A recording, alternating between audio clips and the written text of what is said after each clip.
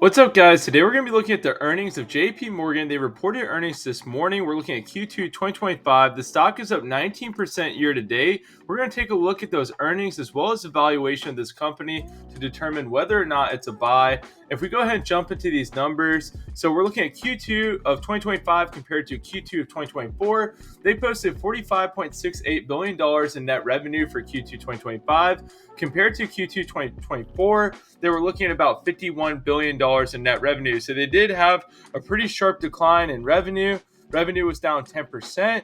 If we look at net income, though, net income was about $15 billion for rounding up. This was an increase from the previous quarter. However, it is a decline from Q2 2024 when it was at about $18.15 billion in overall net income. So you saw a 17% decrease year over year in net income.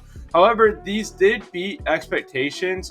Earnings was $5.24 a share. That beat expectations of $4.48. Revenue was $45.68 billion compared to $44 billion estimate, or about 44.1 for rounding up. The bank said that second quarter earnings fell 17% to $14.9 billion, or $5.24 a share, from the year earlier period when it had a $7.9 billion gain on Visa shares. So they're saying they had a really great quarter the last year, and that's why their earnings were overall down. However, I do think it is a pretty good growth and net income that we got quarter over quarter. So solid growth there. The earnings per share does look good. They're kind of downplaying this to say that they had a very strong gain in Visa stock. So that's why that they had a decrease in their overall earnings.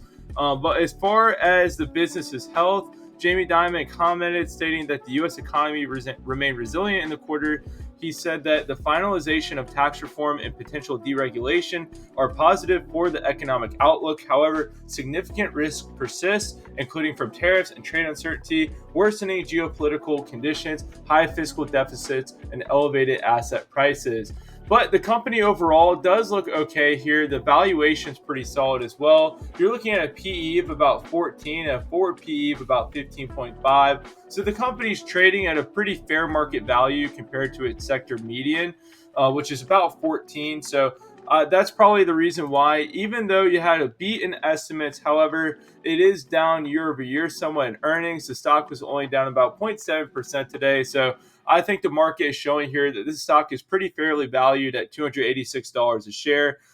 This stock has done really well over the past year. It's up 38% over the past 12 months. And over the past 5 years, it's up 190%.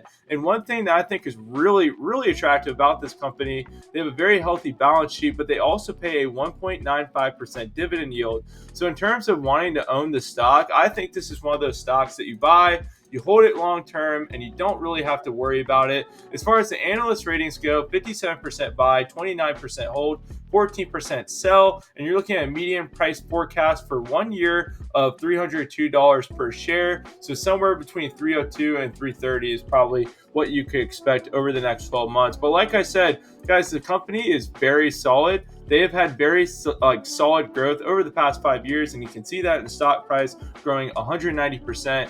And it's at a very fair valuation at 14 PE. So not a bad stock to own. I don't think these earnings are really make or break in terms of wanting to invest in this company. I think that the growth is still fairly pretty solid, good earnings per share growth. This is not one I would worry about, honestly. So let me know your thoughts in the comment if you have a differing opinion. If you got value from the video, consider subscribing. Y'all have a good one.